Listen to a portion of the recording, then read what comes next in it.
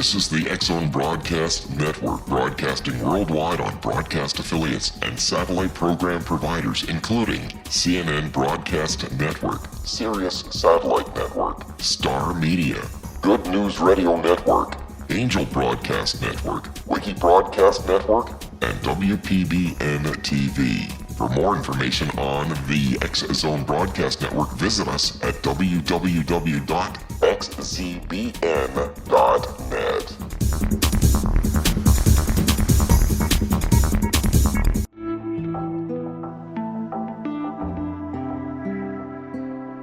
Take a step back in time and discover old Florida cuisine at Marsh Landing Restaurant in Fellsmere. Enjoy delicacies such as frog legs, gator tail, catfish, and swamp cabbage, or enjoy the more traditional cuisine like hand-cut Angus steaks, ribs, and seafood. Join us for breakfast with a southern flair featuring sweet potato pancakes, biscuits and gravy, and much more. Planning a party? Marsh Landing's private dining room can accommodate groups from 8 to 80 people.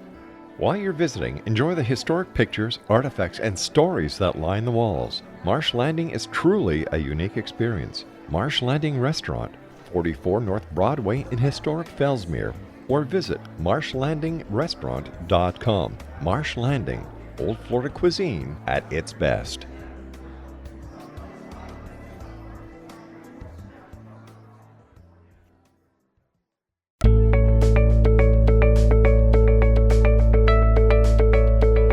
Welcome. Know the name, know the genius in you. Where in a single moment you can recognize your brilliance and change your life. This is a transformational hour that covers an array of topics that demonstrate how individuals use their native talents, as shown in their name, to look at the ordinary in extraordinary ways. Albert Einstein once said that everybody's a genius.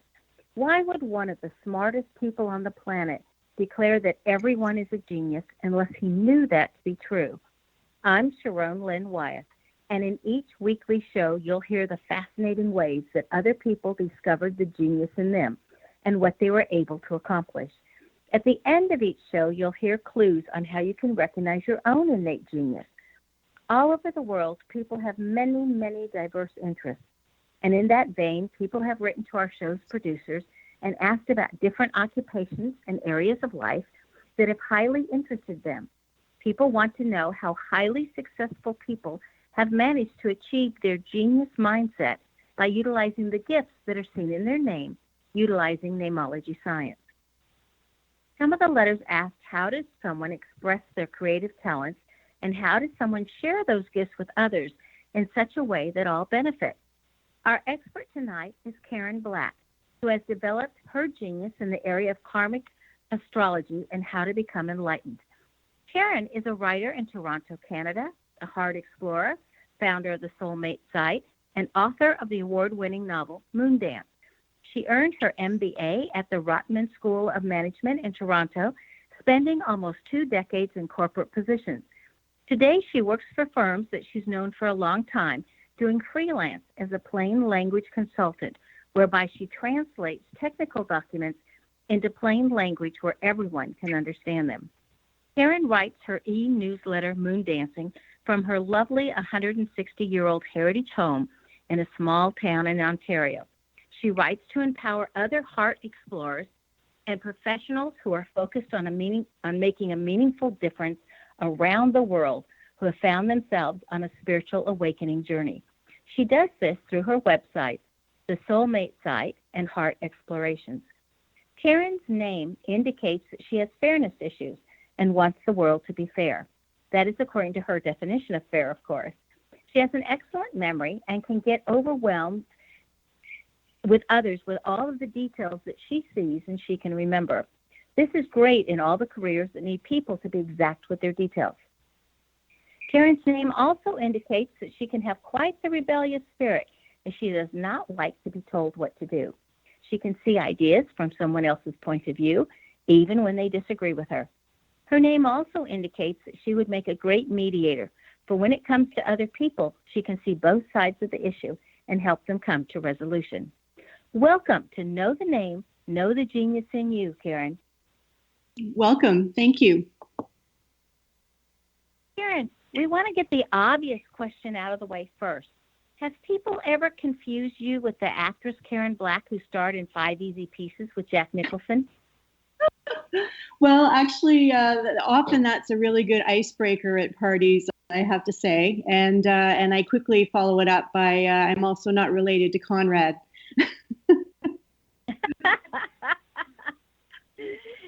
Well, when I was asked tonight who I was interviewing, and I said it was Karen Black, someone said, "Oh, the actress, how exciting."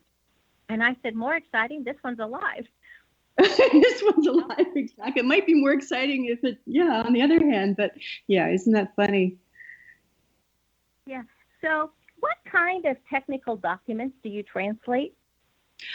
Yes, it's kind of an unraveling of legalese. I do everything from investment statements to utility statements to pension statements, a lot of statements.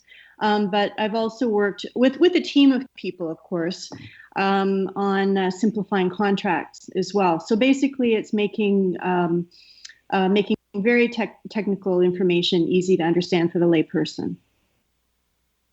So does that vary across which kinds of technology? Like I know some computer techs, they tell you what to do to run the computer, and now it seems like even those are online. So if you don't understand how to do it online, then you don't know how to get to the material to tell you how to do it online. Right, it's true. Most of my specialization has come out of the insurance industry, Canadian insurance industry, also the investment industry. And sometimes, again, I have worked on utility companies, but most of my experience is on the insurance side. So I smiled when you said, I was very detailed. I smiled when you said that very broadly. So with that, would you be like a doctor and a lawyer at parties where everybody wants to pick your brain for that, what you know about insurance? Well, the funny thing is, actually, no, I don't like to talk about it at parties. But the funny thing is, when I go deep into a project, I have all of these details in my head, and then I write them down and I synthesize them, and I'm in the project. But I'll tell you something: once that project is done, all the details are gone. So I'm in my head as long as I need them there. Put it that way. Well, that's good, though, to be able to understand it to begin with. Like I said, I sort of see it as a bit of an unraveling. It's kind of a fun challenge for me. It's very different than the astrology, though, although the astrology chart can be an unraveling as well. Well, we're going to talk about that next. Stay tuned to Know the Name, Know the Genius in You, which can also be heard on knowthename.com and xzbn.net. After the break, we'll find out. This is the X-Zone Broadcast Network, broadcasting worldwide on broadcast affiliates and satellite program providers, including CNN Broadcast Network, Sirius Satellite Network, Star Media, Good News Radio Network, Angel Broadcast Network, Wiki Broadcast Network, and WPBN TV. For more information on the X-Zone Broadcast Network, visit us at www.xzbn.net.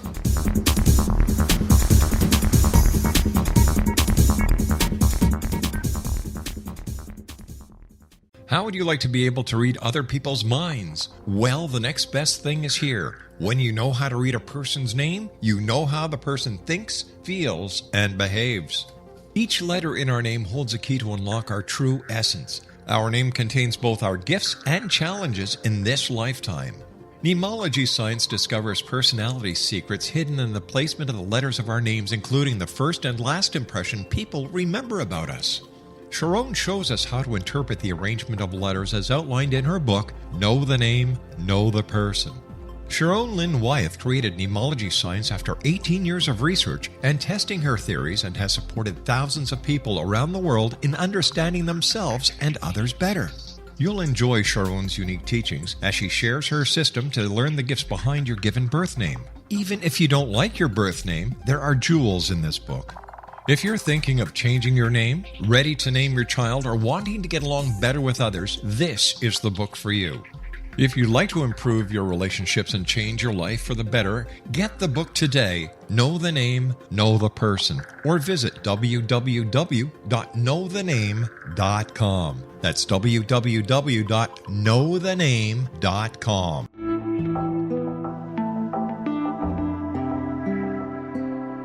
Take a step back in time and discover old Florida cuisine at Marsh Landing Restaurant in Fellsmere, Florida. Enjoy delicacies such as frog legs, gator tail, catfish, and swamp cabbage, or enjoy the more traditional cuisine such as hand-cut Angus steaks, ribs, and seafood. Join us for breakfast with a southern flair featuring sweet potato pancakes, biscuits and gravy, and much more. Planning a party? Marsh Landing's private dining rooms can accommodate groups from 8 to 80 people. While you visit, enjoy the historic pictures, artifacts, and stories that line the walls. Marsh Landing is truly a unique experience. Marsh Landing Restaurant, 44 North Broadway in historic downtown Fellsmere, or visit marshlandingrestaurant.com. Marsh Landing, old Florida cuisine at its best.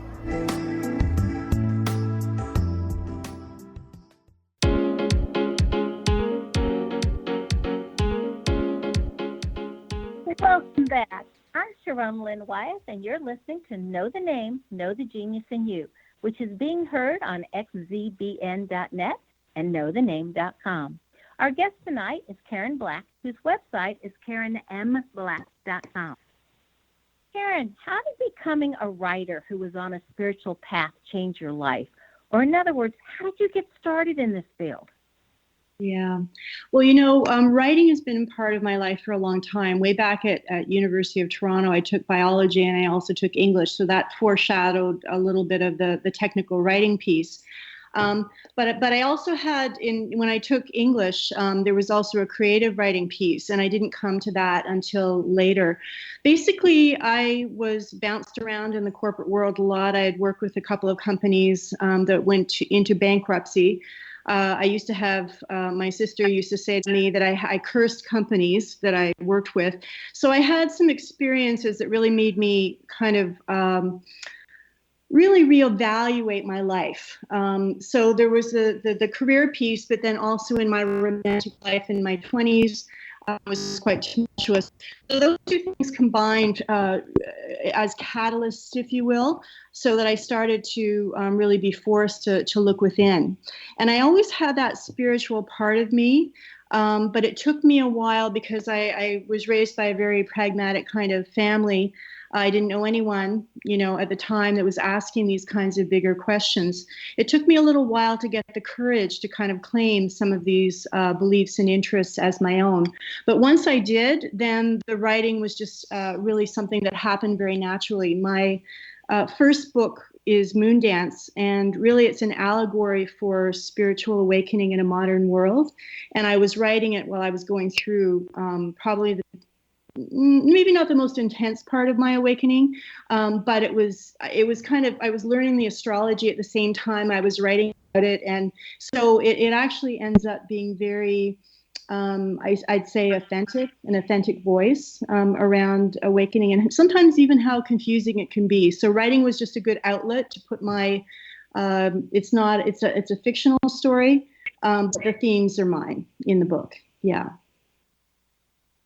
And so did your life change? I mean, it sounds to me like you were almost documenting the change of your life as you were going on your spiritual path. But yes. Did that stop? Still continuing past when the book ended? No, actually, that's basically I experience something in life and then I try to put it to words and share it. And so the people that enjoy my work tend to, resonate with what I've gone through. But the way it's changed me, I would say that I've become a more confident person. I think for a number of years, I felt like my life was split a bit between who I was in the corporate world and who I was privately, who had all these kind of very different interests. So I think once I started writing and I actually published and shared it with people I knew, I cemented some friendships, when I found people were thinking the same things as me, and I became more confident and also, this is a sort of a technical term, but it more integrated. I didn't feel like I had this double life anymore. I felt like I could be myself, and that was powerful for me. I think there's probably a lot of people that feel like they're leading a double life between their work life or their professional life and their home life. There's some words that you use on your website and in your material that may need defining for some of us. So I'd like to start by giving you a word and having you define it for us, Sure. like what it means. So what does intuition mean to you?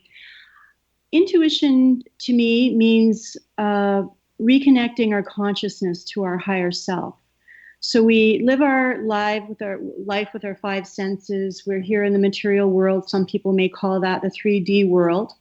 But then there's also this higher oversoul, if you will, the higher side of ourself that has great wisdom and where we can get hunches and intuitions. So through practices like self-reflection, like meditation, for example, even connecting with nature, I find is very powerful for me. It opens us up to wisdom and knowledge that is available to all of us, but not in the 3D world.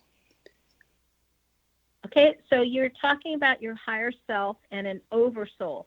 So I'm curious, are you using oversoul in the same way that, say, like Jane Roberts did in her series of books, Oversoul 7?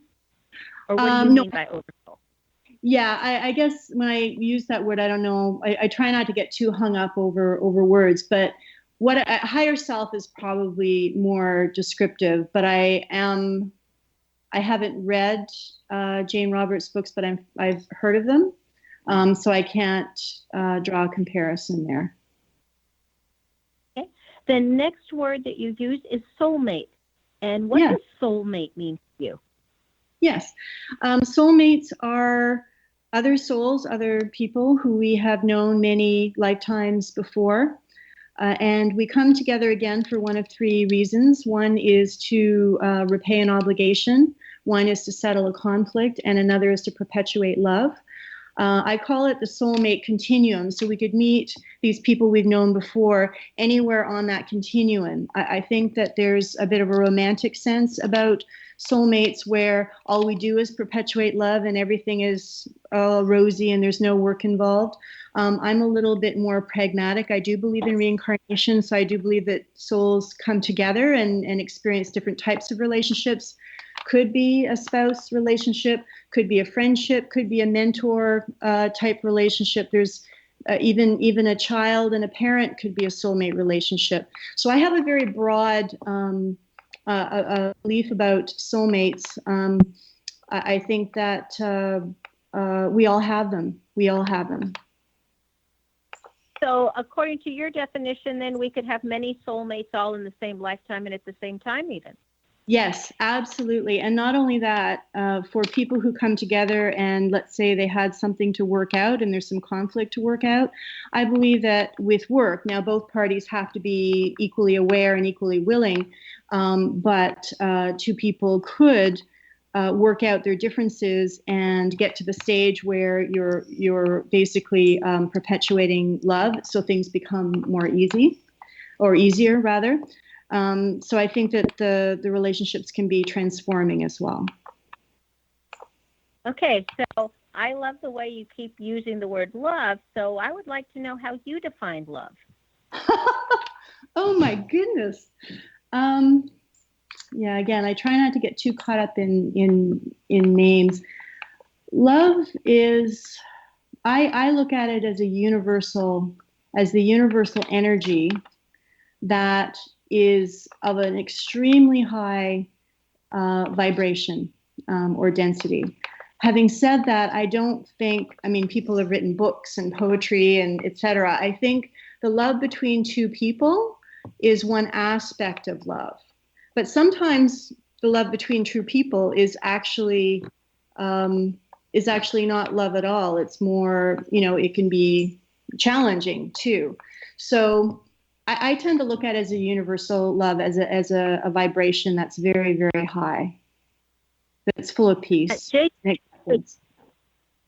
Well, J.J. Dewey in his book defines love as the honest appreciation of another person's essence. Would you agree with that, or would you add to that? I think that's really lovely because it has the acceptance, it has the essence, which is really who we are in our energy and how we affect others and ourselves and our talents. I think that's lovely. Yeah, I would agree with that. Okay. So you talk a lot about your spiritual awakening, and everybody kind of wants to have that spiritual awakening, or it's something that would be attainable.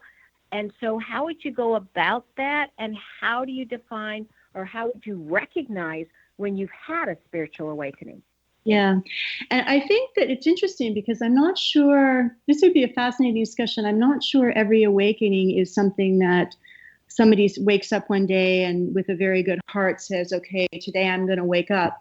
I think that the awakening that I experienced, and that I've also heard stories from others, are actually a result of struggle. It's often they're a result of pain.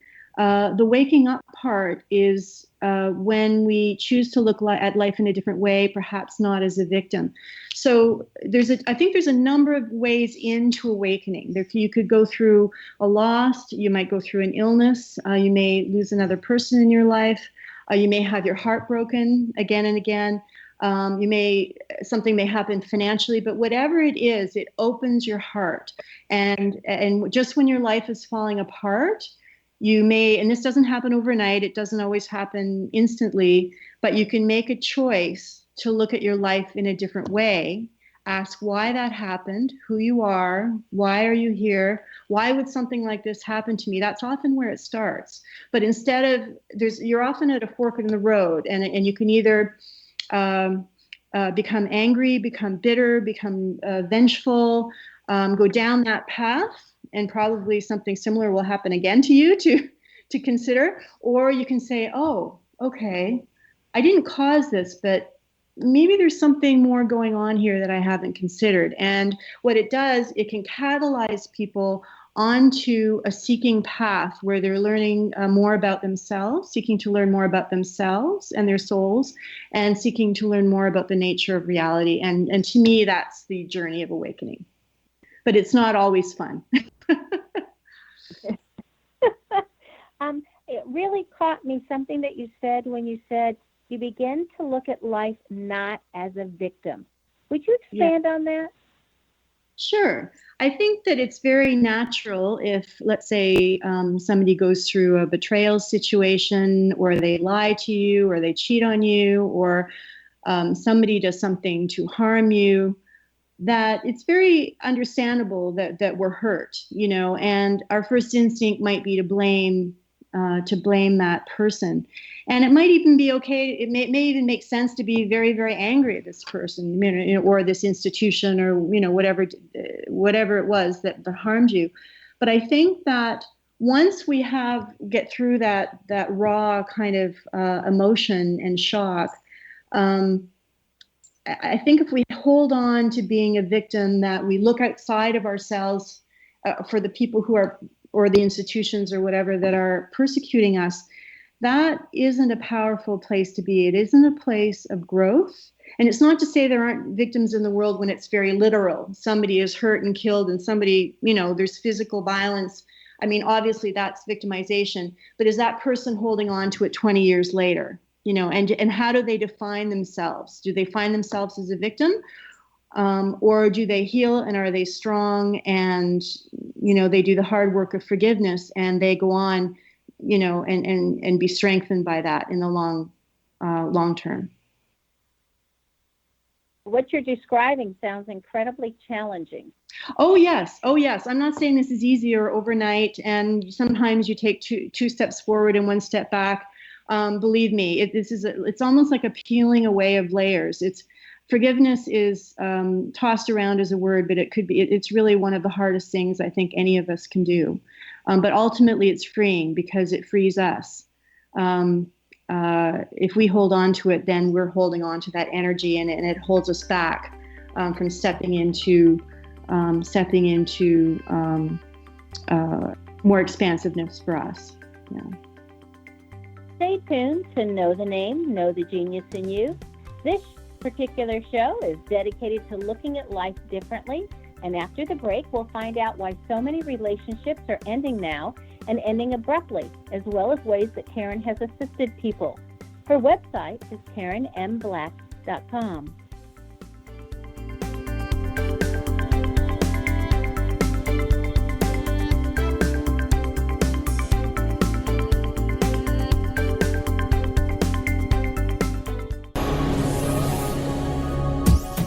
This is the X-Zone Broadcast Network, broadcasting worldwide on broadcast affiliates and satellite program providers, including CNN Broadcast Network, Sirius Satellite Network, Star Media, Good News Radio Network, Angel Broadcast Network, Wiki Broadcast Network, and WPBN TV. For more information on the X-Zone Broadcast Network, visit us at www.xzbn.net.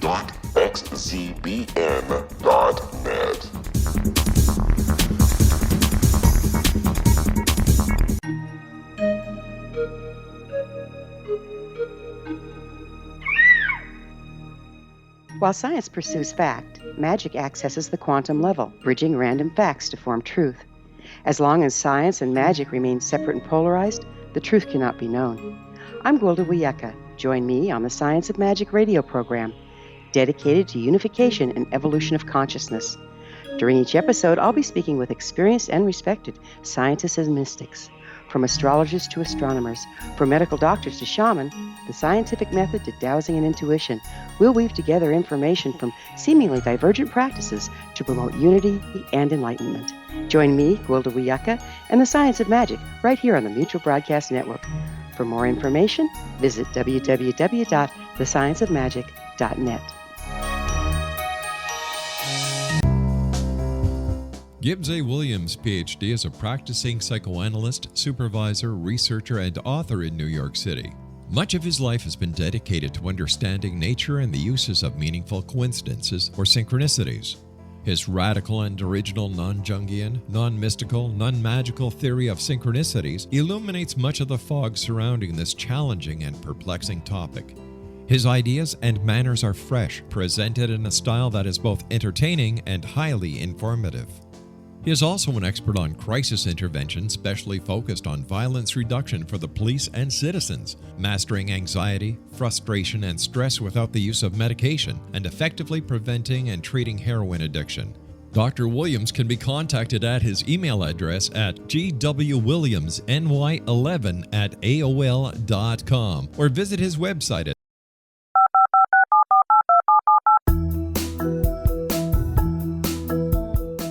Did you know that when you're on the road with limited data or Wi-Fi, you can still listen to the X-Zone Radio Show with Rob McConnell, The Science of Magic with Gwilda Wyeth, X-1, Dimension X, Space Patrol, and every minute of the X-Zone Broadcast Network by calling 213-401-0080, courtesy of Audio Now. No smartphone, app, or internet needed. It saves your data plan and it's free if you have unlimited minutes. Call 213-401-0080 to listen on any phone, anytime, anywhere. Remember 213-401-0080 for the best of the paranormal, parapsychology, and sci-fi radio programming anywhere, 24/7, 365.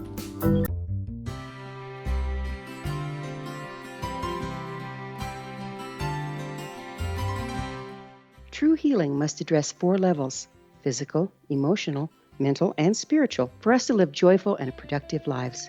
We tend to treat 3 of the 4, leaving the spiritual languishing. If you're tired of the same dysfunctional patterns cropping up in your life, Soul Balancing is for you. Trixie Phelps, owner and founder of Soul Balancing, is a naturally gifted energy healer trained in numerous esoteric forms, including shamanism. Trixie has created a powerful modality that safely and effectively clears your energetic field. A soul balancing session can remove interference, heal trauma, and restore your hope. Contact Trixie for a life-changing long-distance session today, www.soulbalancing.world.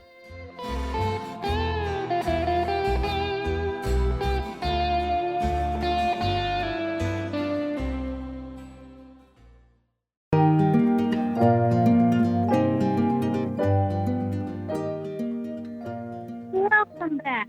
I'm Sharon Lynn Wyeth, and you're listening to Know the Name, Know the Genius in You, which is heard on xzbn.net and knowthename.com. Our guest tonight is Karen Black. Karen, before the break, we were going over different words that you use in your definitions.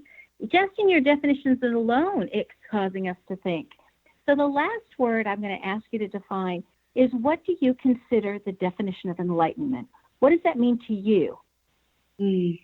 Yeah, I have, it's interesting because I've written a few articles on my site about enlightenment, and another one I've written about is ascension. And the reason that and again, I've said this a couple of times before, I try not to get hung up about names. So I offer, growth for enlightenment.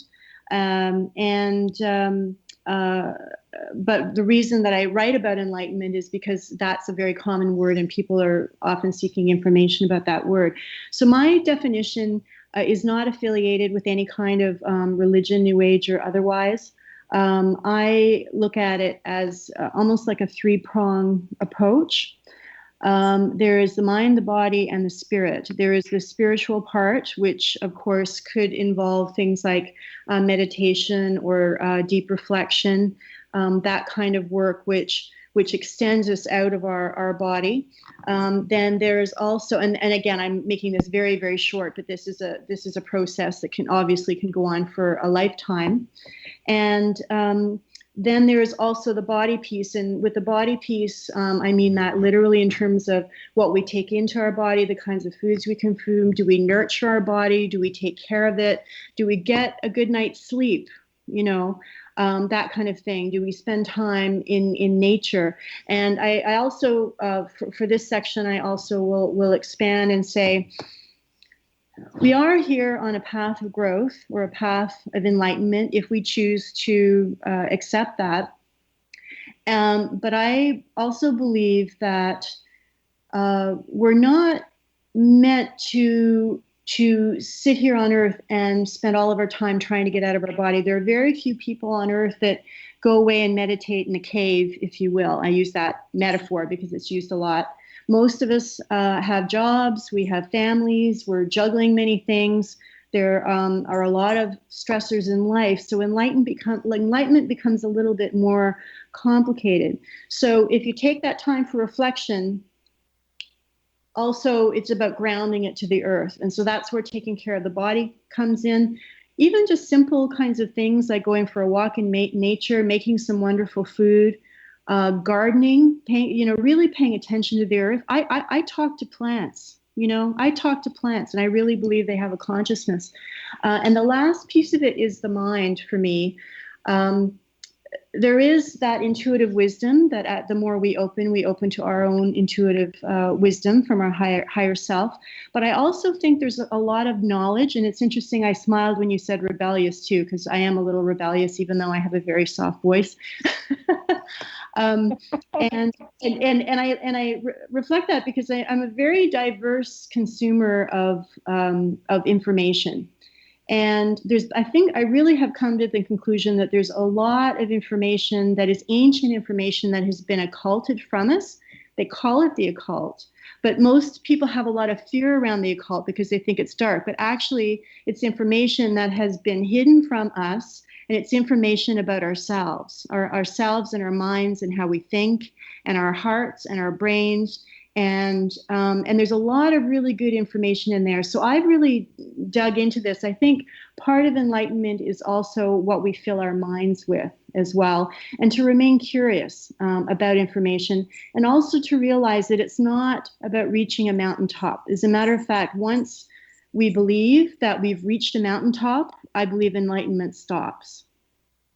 So I think that it's a lifelong journey just to remain very, very open to learning, and also taking care of your body, and also having quiet times and times of reflection, meditation, that piece of it as well. Dan Millman, in his book, The Peaceful Warrior, says that you could be a gas station attendant and then you become enlightened and you're still a gas station attendant. Yes. You still have to, take care of the regular and the mundane, and yet you're a gas station attendant with a whole different attitude. Right. So has being on this pathway for you changed some of your technical writing, or how you address that, or how you feel about it? That's such a good question. I am very much in the background with my technical writing. I work with a fantastic team of people. It's project work, it's freelance work, so it's helped me on. It's really helped me trust myself because I'm not a salaried person. I was in corporate roles, working full time for a number of years. But for about 10 years now, I've worked on my own, and the income goes up and down. So it has also been a journey of self-trust. But when I'm not busy with the technical writing work, what that does is it frees me up to be more creative, so that I can write on the topics that interest me. So yes, I'm not sure. Repeat the question again, just to make sure that I've covered it all here. Sorry. Well, we just wanted to know if that has changed as you've gone along the spiritual path, if that has affected your job and how you're doing your everyday writing, changing the technology into everyday words. Are you choosing different words, or is it still the same?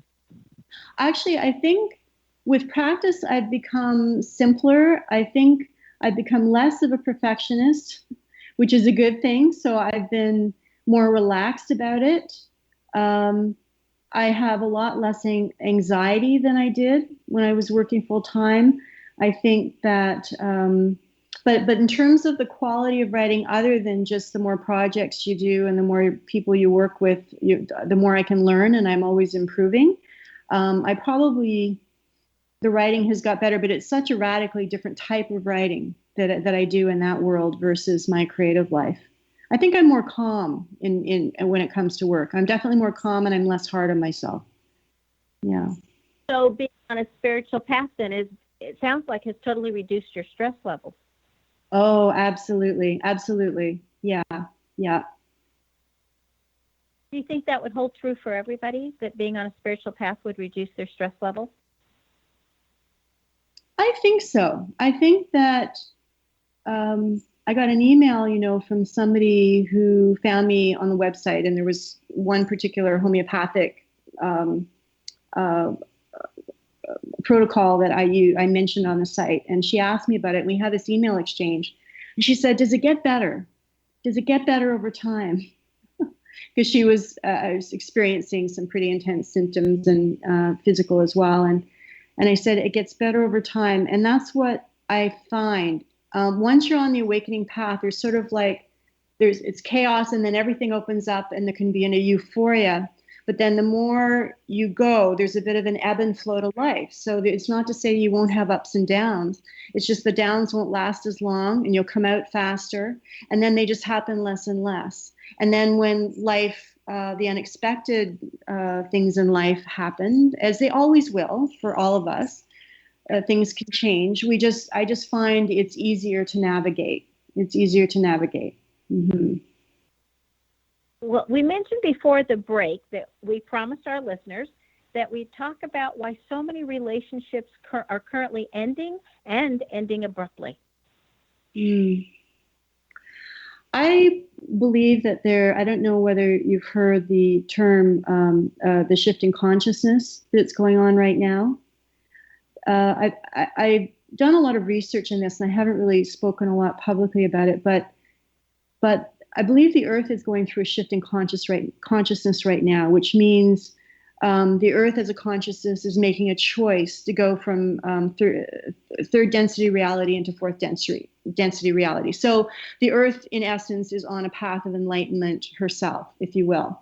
And there's a choice right now that humans that we're being called to make. Do we go with her or not? Do we continue to grow, or do we stay where we are? And there's a lot of scientific studies out there, and I'm sorry I don't have any top of mind, but basically the Earth is being inundated by this very high frequency wave of energy, and that's affecting people in a lot of ways.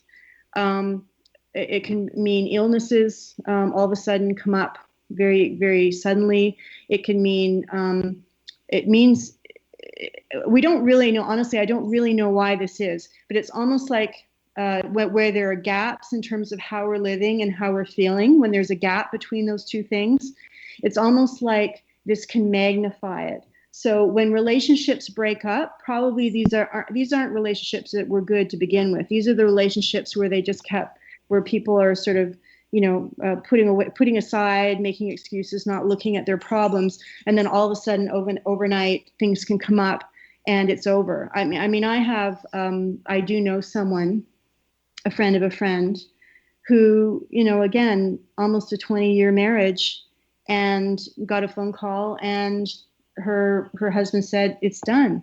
But, and it just came up and she was in shock for a while. She's doing great now.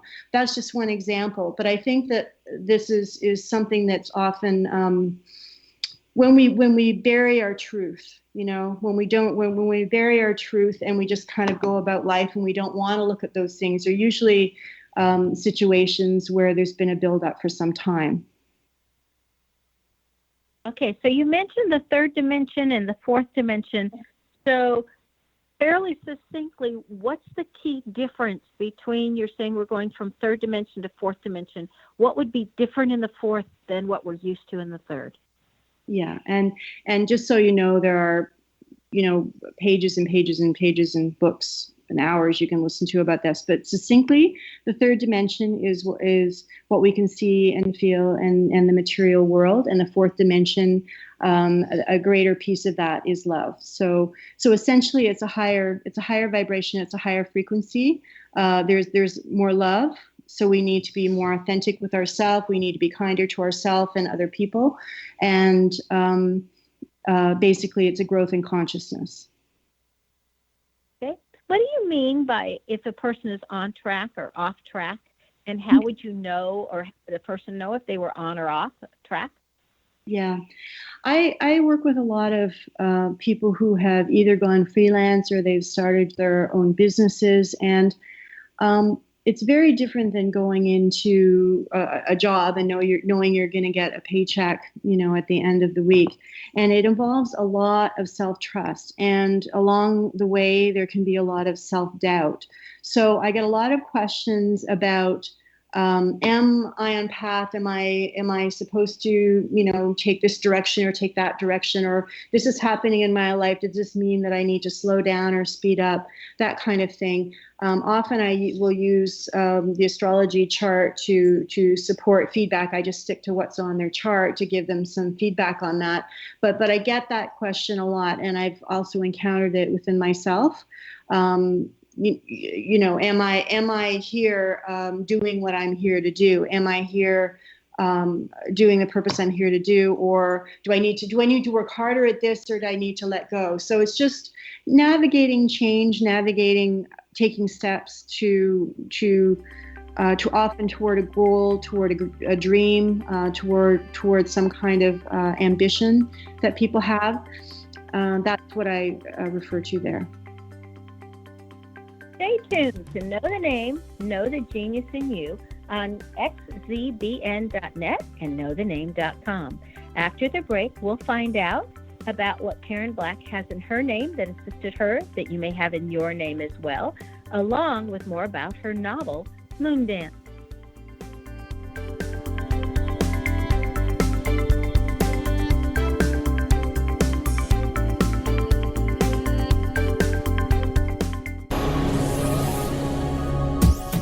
This is the X-Zone Broadcast Network, broadcasting worldwide on broadcast affiliates and satellite program providers, including CNN Broadcast Network, Sirius Satellite Network, Star Media, Good News Radio Network, Angel Broadcast Network, Wiki Broadcast Network, and WPBN TV. For more information on the X-Zone Broadcast Network, visit us at www.xzbn.net.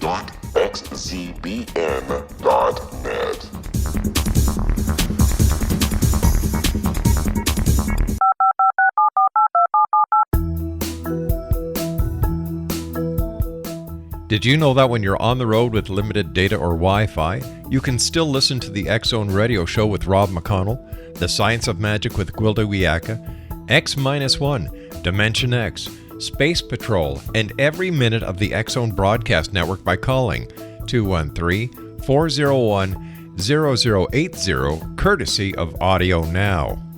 No smartphone, app, or internet needed. It saves your data plan and it's free if you have unlimited minutes. Call 213-401-0080 to listen on any phone, anytime, anywhere. Remember 213-401-0080 for the best of the paranormal, parapsychology, and sci-fi radio programming anywhere, 24/7, 365.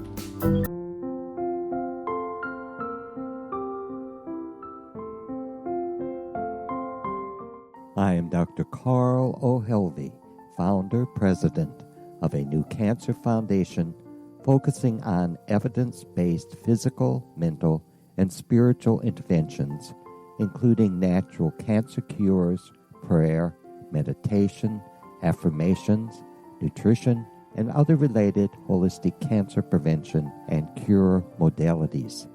These are used in cancer education, research, and financing care.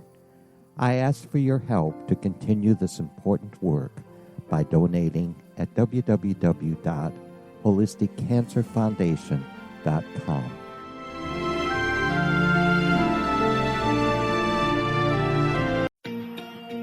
Wouldn't you love to know the secret to everything? Well then, meet Dr. Kimberly McGeorge and her cutting-edge breakthrough knowledge that combines science with possibility. Dr. Kimberly brings real-life answers and healing to those open to alternative solutions. She teaches solution-based programs and classes that will change all areas of your life forever. Specializing in conscious creation, intuitive readings, and energy medicine, you can rapidly shift health, relationships, business, and money and abundance challenges quickly.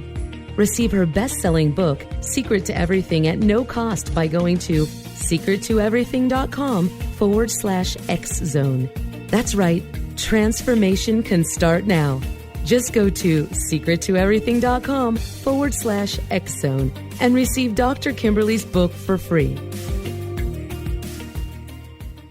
Little children aren't the only ones afraid of the dark. Millions of soldiers return from war zones with PTSD, anger, frustration, fear, and loneliness, much of which surfaces during the darkness of the night. You have the chance to change the lives of these American heroes. Songs and Stories for Soldiers.us provides free MP3 players for these men and women. With a list of 3 million songs in 16 different styles, 100,000 audiobooks, and 30,000 old-time radio programs, every veteran can find something to soothe and comfort them at no cost. All our players contain an 8-hour audio program designed to help veterans fall asleep. With 1,500 plus vets now participating, it's our goal to deliver 10,000 audio players this year. Go to our website at songsandstoriesforsoldiers.us. Help us help a veteran make it through the night. You're listening to the X-Zone Broadcast Network, www.xzbn.net.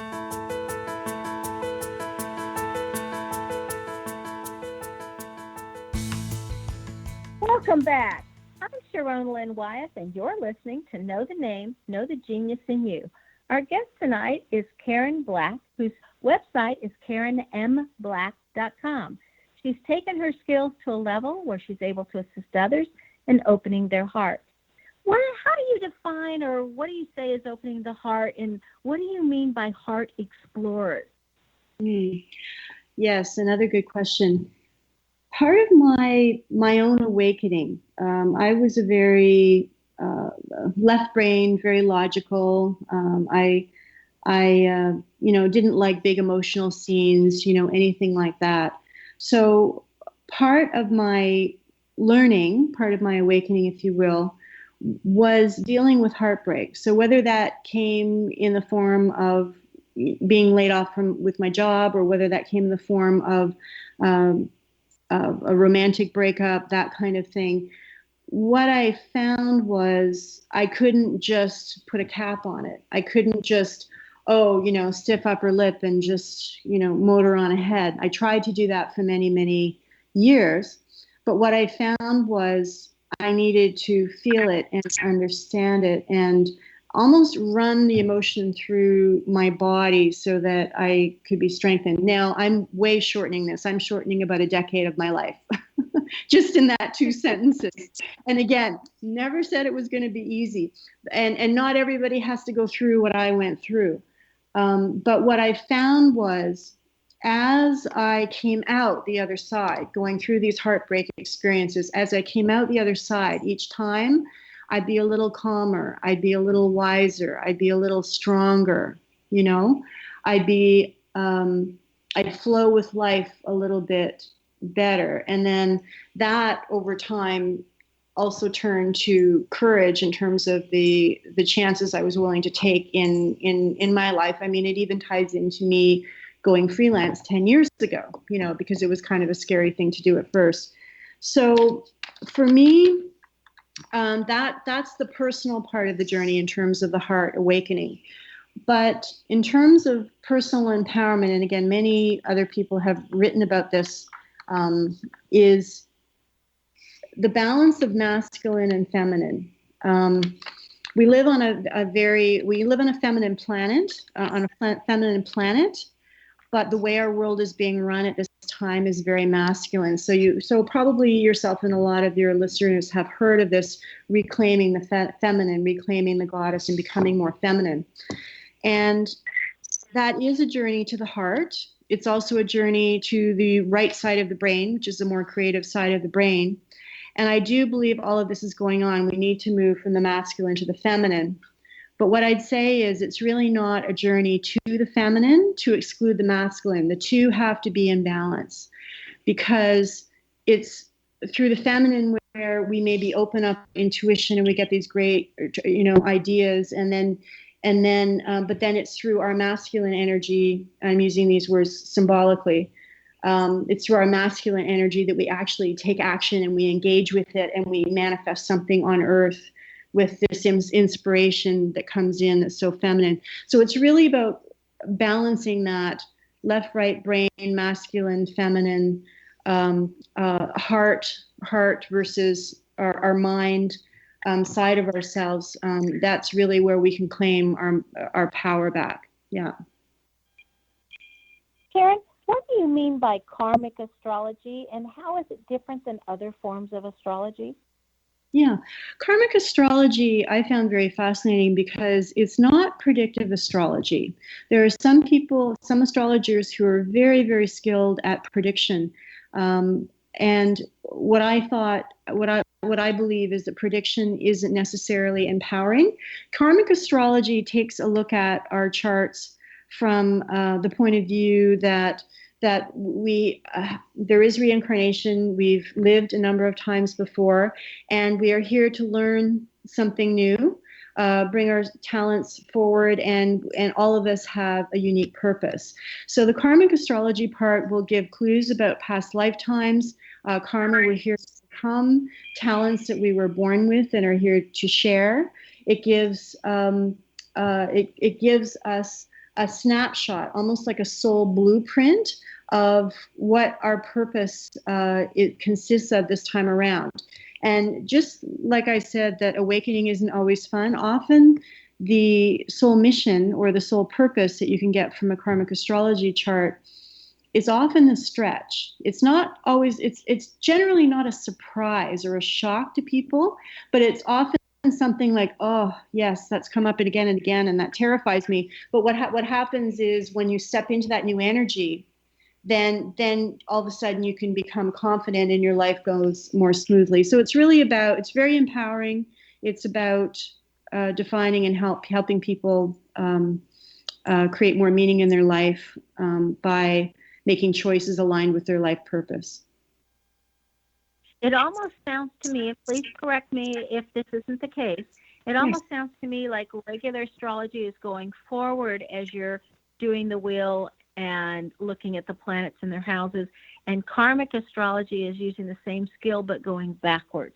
Would that be an accurate statement? That's interesting. And I think I would say, yes, it goes backwards. And I would say that the forwards aspect of it is completely up to you. So it's a bit more self-initiated, if you will. Now that you have this information, you can keep doing things the way you did for the last 20 years, or you can take it and say, okay, this is new information. I'm going to try it that way next time. So you had asked about the heart. I'll just give an example from my own chart. I have a lot of Capricorn karma. Capricorn is the business person, again, very pragmatic, very logical, very, doesn't want to fuss with emotion. We're also very dependable and loyal and all that good stuff too. So I have a lot of karma in Capricorn. That's where I'm most comfortable. I'd be very happy just to make sure things go very easily and logically along. But my stretch is actually Cancer, which is the opposite sign, and it's in also a water house, the 12th house, which is a very unconscious house. So here's this very pragmatic person, me, growing up, and I was told my soul mission was to understand my unconscious emotions. And I looked at the astrologer that I worked with, and I thought, what do I do with this? But the truth is, I was already experiencing some of the problems with that. And the more I opened my heart and I tried to understand that part of my life, the more I wrote it down and shared it with others, which was something I had never done. It ended up just opening up a whole new aspect of my personality, and my life was just easier and happier and more fulfilling. Well, because you had more knowledge and something more to base it on. So it sounds to me like a more complete picture was there. Yes, exactly. It gave me a why. Why had this happened? And in my case, I know with the business, my business work, as soon as I put work, which is very Capricorn, as soon as I put work as my goal, as front and center as my goal, this is the corporate ladder I'm climbing, everything falls apart. I've been worked for companies that fell apart. I felt like it's a crazy experience. But as soon as I say, oh, well, this Capricorn energy is a skill I have, but it's not my main purpose. Actually, I'm going to use this skill to make some money, but then I'm going to go over here and write this book or create this website or do whatever I'm doing at the time creatively to explore my inner self. That's when the corporate opportunities, the work opportunities came, which is really kind of upside down. So it's a skill I have. It's something that I enjoy. But for me, now it may be very different for someone else. But for somebody with a Cancer North Node, it's called in the karmic astrology chart, the move from being very work focused to emotion focused is the path. Sharon, if you could change one thing about people's understanding or how they look at the world, what would that be? I wish people were more curious and they weren't so closed to learning different information. I wish there was more curiosity in the world. Would that curiosity extend to understanding why people consider one party better than the other, or vote the way they do, or listening to somebody with an opposing point of view? Yes, I think what it would do is it would open minds. It would reduce conflict. It would inspire people to keep learning and keep growing in whatever area they choose. Maybe there would be fewer arguments about politics. Maybe there would be, fewer people killed because of their, due to very opposing beliefs. I think curiosity is something that opens minds and can only lead to growth. That's a short answer. That would be a great book, by the way. Yeah. Our guest tonight is Karen Black, and her website again is www.karenmblack.com. Our guest name excels at paying attention to details. This is found in the last letter in the first name being an N. If your last letter in your first name is an N, you too pay attention to details and can drive other people a little bit crazy with all those details. Do you want to know where your genius lies? I'm Sharon Lynn Wyeth, host of the radio show Know the Name, Know the Genius in You, which can be heard every weekday at various hours right here on xzbn.net radio and X-Zone radio station and on knowthename.com. Tune in to hear the fascinating ways people have discovered the genius in themselves. This is Sharon Lynn Wyeth, signing off.